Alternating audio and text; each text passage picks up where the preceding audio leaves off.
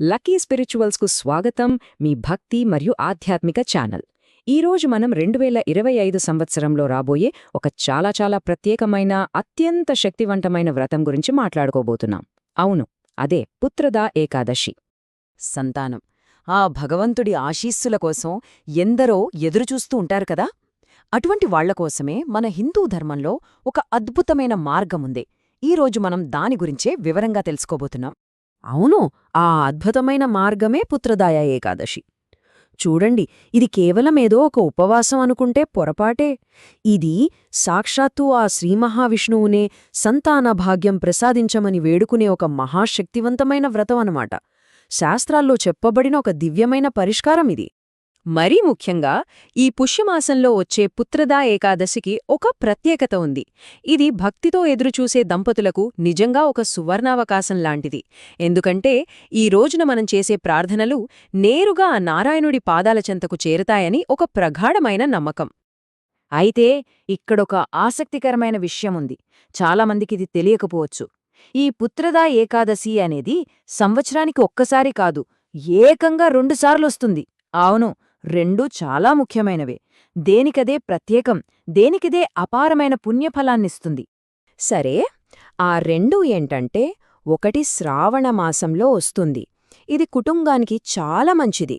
ఇక రెండవది పుష్యమాసంలో వస్తుంది. ఇప్పుడు మనం మాట్లాడుకోబోయేది సరిగ్గా ఈ పుష్యమాసంలో వచ్చే ఏకాదశి గురించే. ఇది 2025 సంవత్సరానికి చివరి ఏకాదశి కూడా. అందుకే ప్రార్థనలకు చాలా అంటే చాలా శక్తివంతమైన సమయం. సరే, ఇక విషయానికి వస్తే ఈ పవిత్రమైన వ్రతాన్ని ఆచరించాలంటే సరైన తేదీలు, సమయాలు తెలుసుకోవాలి కదా. అవి చాలా ముఖ్యం. మరి ఆ వివరాలేంటో ఇప్పుడు చూసేద్దాం. మన పంచాంగం ప్రకారం చూస్తే పుష్యమాస శుక్లపక్ష ఏకాదశి తిథి ఎప్పుడు మొదలవుతుందంటే డిసెంబర్ 30వ తారీఖున ఉదయం 7:50 ఇక ఇది ఎప్పుడు ముగుస్తుందంటే మరుసటి రోజు అంటే డిసెంబర్ 31న ఉదయం 5 గంటలకు ముగుస్తుంది. ఈ సమయాలు గుర్తుపెట్టుకోండి. ఇక్కడొక ముఖ్యమైన విషయం గమనించాలి. మన సనాతన ధర్మంలో సూర్యోదయ తిథి అని ఒక పద్ధతి ఉంది. అంటే సూర్యోదయం అయ్యే సమయానికి ఏ తిథి అయితే నడుస్తుందో ఆ రోజంతా అదే తిథిగా లెక్క. సో ఈ లెక్క ప్రకారం చూస్తే చాలామంది భక్తులు డిసెంబర్ 30వ తేదీనే ఏకాదశి వ్రతాన్ని ఆచరిస్తారన్నమాట. అయితే ఇంకో విషయమేంటంటే, వైష్ణవ సంప్రదాయాన్ని పాటించేవాళ్లుంటారు కదా, వాళ్లు మాత్రం ఏకాదశి తిథి పూర్తిగా ఏ రోజుంటుందో ఆ రోజుకే ఎక్కువ ప్రాధాన్యత ఇస్తారు. అందుకే వాళ్లు డిసెంబర్ 31వ తేదీన ఈ వ్రతాన్ని పాటిస్తారు. అది వాళ్ల సంప్రదాయం. ఇక ఈసారి రాబోయే పుత్రదా ఏకాదశి గురించి ఒక అద్భుతమైన విషయం చెప్పాలి. ఇది మామూలు ఏకాదశి కాదు. ఎందుకంటే ఈ రోజున కొన్ని అత్యంత అరుదైన మహాశక్తివంతమైన జ్యోతిష్య యోగాలు ఏర్పడుతున్నాయి. దీనివల్ల వ్రతానికి వచ్చే ఫలం చెప్పలేనంతగా పెరుగుతుంది. 1 కాదు, 2 కాదు, ఏకంగా 4 మహాయోగాలు. అవేంటంటే సిద్ధియోగం, శుభయోగం, రవియోగం, ఇంకా భద్రవాసి యోగం. ఆలోచించండి, ఇలాంటి 4 శక్తివంతమైన యోగాలు ఒకే రోజున కలవడం ఎంత అరుదో. అందుకే ఈ రోజు చేసే పూజలకి, ప్రార్థనలకి ఫలితం కొన్ని 100 రెట్లు ఎక్కువగా ఉంటుందని అంటారు. ఇంకో మంచి విషయమేంటంటే, ఈ యోగాల కలయిక వల్ల లాభం కేవలం సంతానం వరకే పరిమితం కాదు. ఈ సమయంలో గనక మనం లక్ష్మీనారాయణలు పూజిస్తే ఆర్థిక కష్టాలు కూడా తొలగిపోతాయట. ఇంట్లో ప్రశాంతత, సంతోషం నెలకొంటాయి. అంతా శుభమే జరుగుతుంది. ఇంత గొప్ప రోజు, ఇన్ని మంచి యోగాలు ఉన్నాయి. సరే, మరి ఈ వ్రతాన్ని ఎలా ఆచరించాలి? ఆ శ్రీహరి అనుగ్రహం మనకు కలగాలంటే ఏం చేయాలి?